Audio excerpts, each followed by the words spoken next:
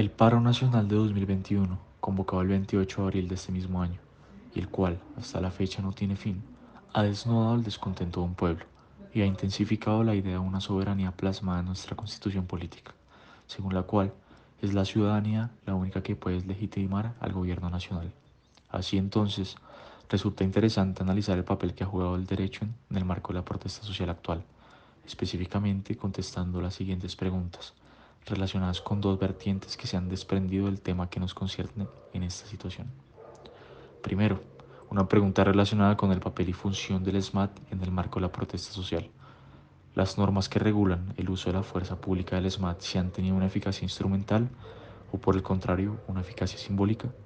En otras palabras, el SMAT ha actuado conforme a las normas que regulan su funcionamiento. Por otro lado, teniendo en cuenta la violación de los derechos al libre tránsito y al trabajo de las personas que nos están manifestando, ¿cuál debería ser el límite de las protestas?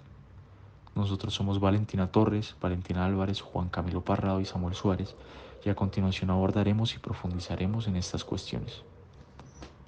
Bueno, sobre el tema de la fuerza pública, considero que es necesario nombrar al menos dos fuentes del derecho, entre muchas, que regulan el poder que se le confiere al SMAT. Por un lado, la resolución 02903 del 2017, expedida por el Ministerio de Defensa, y por otro lado, las ordenanzas dadas en la parte resolutiva de la sentencia de la Corte Suprema de Justicia, STC 7641 del 2020, ambas basadas en una idea de dignidad humana, que es un principio constitucional esencial de nuestra Carta Magna. Por un lado, la resolución nos muestra algunos de los principios inherentes al uso de la fuerza pública, tales como la necesidad, según la cual el uniformado del SMAT debe velar esencialmente por utilizar medios preventivos y no reactivos, el de legalidad, según el cual las actuaciones del SMAT deben cumplir con las leyes y reglas del Estado colombiano, y el de proporcionalidad, según el cual el funcionario del SMAT debe actuar de manera proporcional de acuerdo a las circunstancias en las que se encuentre y en proporción a la gravedad y amenaza en la que se sitúe. Por otro lado, la Corte Suprema de Justicia, mediante la sentencia que fue expedida en el marco de las protestas del 21N, ordenó a los escuadrones móviles antidisturbios de la Policía Nacional suspender el uso de ciertas armas que para esta entidad no son proporcionales. Teniendo en cuenta las estadísticas y cifras que han relevado distintas organizaciones, Juan Camilo, yo le hago una pregunta. ¿Usted cree que estas normativas y ordenanzas sí han tenido un impacto significativo en la realidad social? ¿O si por el contrario son medidas para, de cierta manera, en palabras coloquiales, maquillar nuestro sistema jurídico en pro de cierta buena imagen para fortalecer la legitimidad del gobierno y en la realidad no se cumple nada? Personalmente, yo creo que existe una sistematización de abuso de poder actualmente. ¿Usted qué cree, Juan Camilo? Pues bien, Samuel, yo realmente creo que las ordenanzas y los decretos del Estado que regulan cómo debe actuar la fuerza pública en estos casos de protesta social y cómo el escuadrón móvil antidisturbios tiene que actuar durante estas marchas, yo creo que tiene realmente un efecto totalmente simbólico e instrumental, que realmente lo que tú dices de maquillar la eficacia del Estado y el sistema jurídico colombiano, yo creo que es muy cierto, porque realmente estas ordenanzas y estos decretos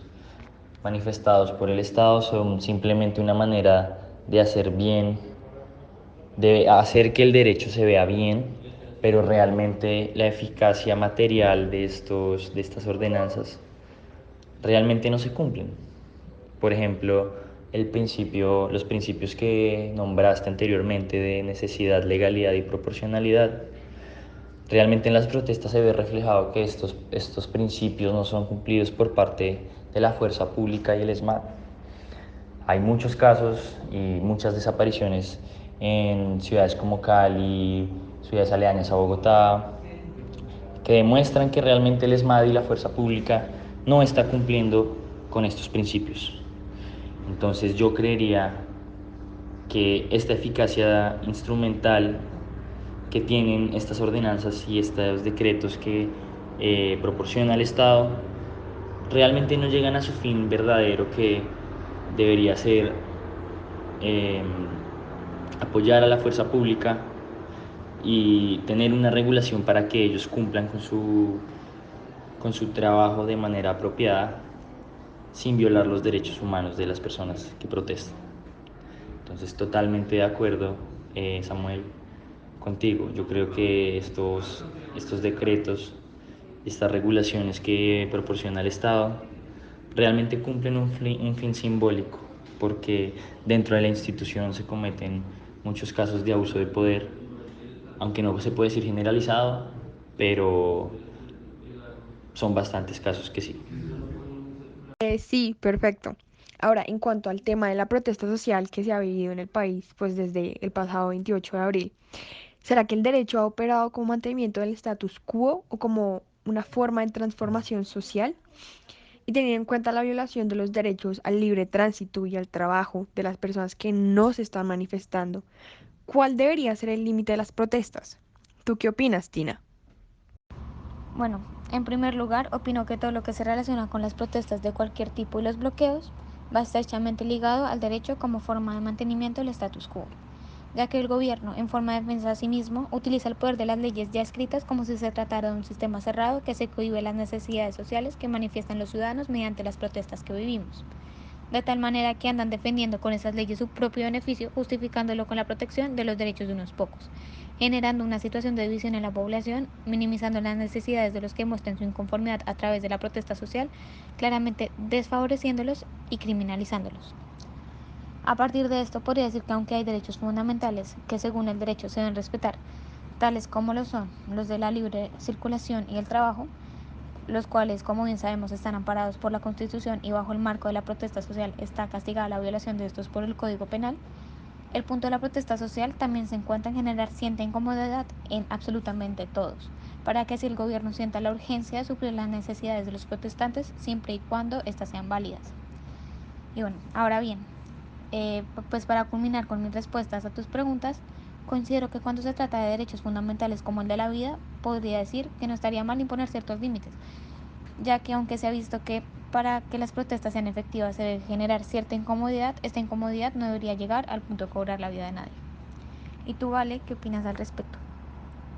Total, estoy de acuerdo contigo, Tina. Yo creo que es importante también resaltar lo que recalca Julieta Lemaitre sobre el papel que juegan las emociones en los movimientos sociales. Y precisamente las protestas son la mejor forma para expresar y hacer conocer este inconformismo de la gente, en este caso por la forma en la que se ha estado gobernando y administrando el país. Y todos estos sentimientos deberían ser tenidos en cuenta y respetados. Pero creo que en este momento, en este punto, no solamente se están expresando sentimientos y emociones contra el gobierno, sino que los bloqueos y demás están haciendo que el propio pueblo se vuelva en contra de los suyos. Además es un tema bastante complicado porque, como tú decías, las consecuencias de las protestas, como los bloqueos, enfrentamientos y demás, pueden ser un motivo para usar el derecho como mecanismo de mantenimiento del status quo, porque de esta forma el gobierno y pues los interesados en que la situación no cambie aprovechan esta intervención estatal que se está necesitando por los disturbios para mantener las cosas tal cual como están y no ceder ante los cambios. Y pues esto les conviene porque de esta forma continúan beneficiando a unos pocos y marginando a muchos otros. Y ya como conclusión del podcast podemos afirmar que en cuanto al primer tema, de que las normas que regulan el accionar y protocolos del ESMAD en realidad son ineficaces y no se cumplen porque existe una sistematización del abuso de poder de parte de esta entidad y que desafortunadamente esos comportamientos de parte de la autoridad no son proporcionales, legales o necesarios. Ahora bien, en cuanto al segundo tema sobre los límites de la protesta, se puede afirmar que una protesta que busca que los derechos de los ciudadanos sean respetados tiene que incomodar y causar algún tipo de desorden para que el gobierno tome en serio las exigencias de los ciudadanos. Pero este derecho a la manifestación no puede llegar a tal punto de cobrar la vida de otros ciudadanos.